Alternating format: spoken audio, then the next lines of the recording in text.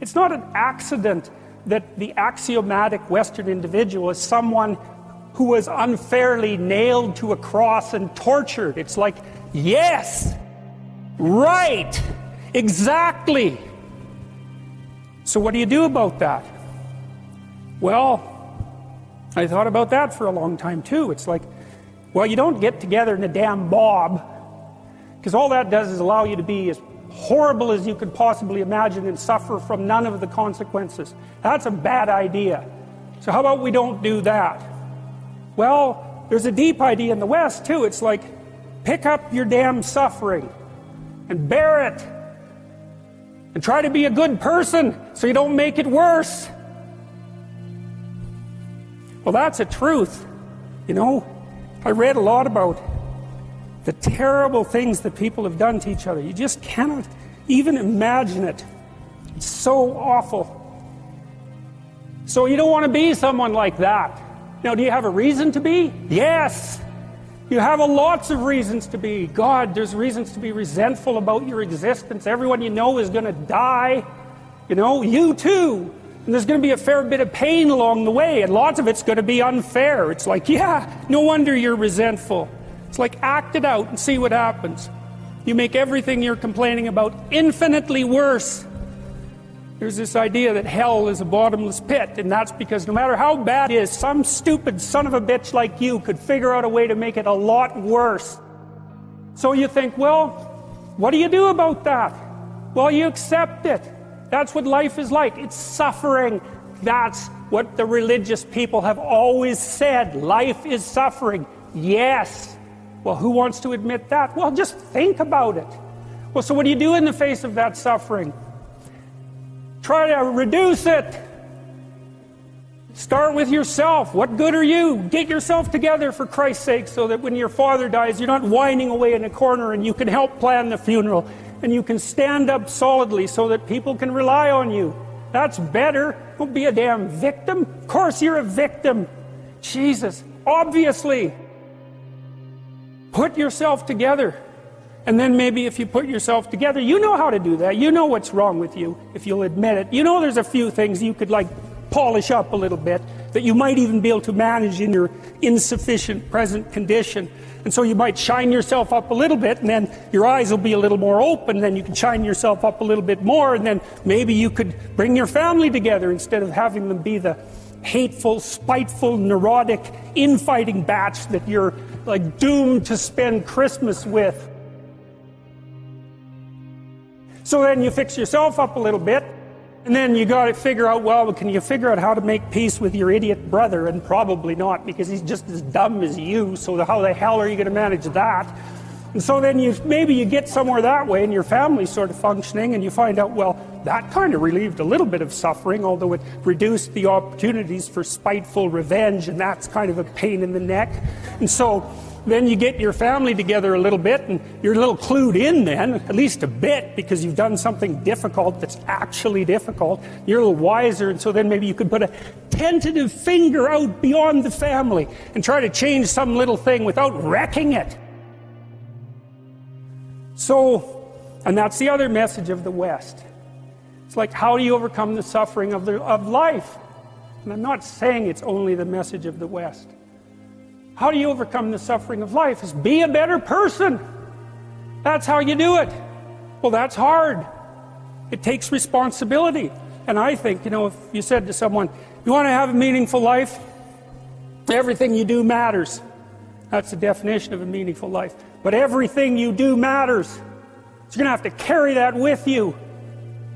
Or do you want to just forget about the whole meaning thing, and then you don't have any responsibility, because who the hell cares? And you can wander through life doing whatever you want, gratifying impulsive desires for how useful that's going to be.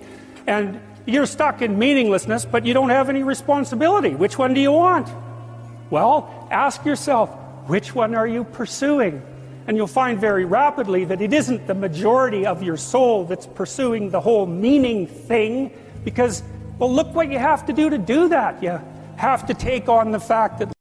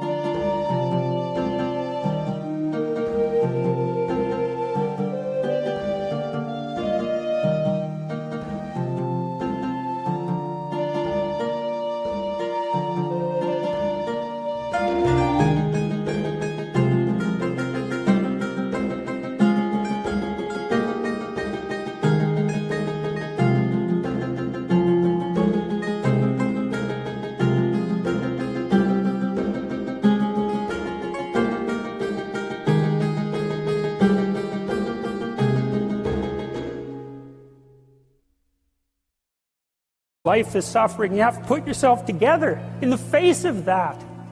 Well, that's hard. Christ, it's amazing people can even do it. I'm stunned every day when I go outside and it isn't a riot with everything burning. There's all these ruined people out there. They've got problems like you can't believe. Off they go to work and do things they don't even like. And look, the lights are on.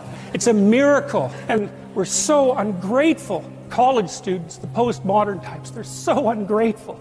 You know, they don't know that they're surrounded by just a bloody miracle. It's a miracle that all this stuff works. That all you crazy chimpanzees that don't know each other can sit in the same room for 2 hours sweltering away without tearing each other apart, because that's what chimps do.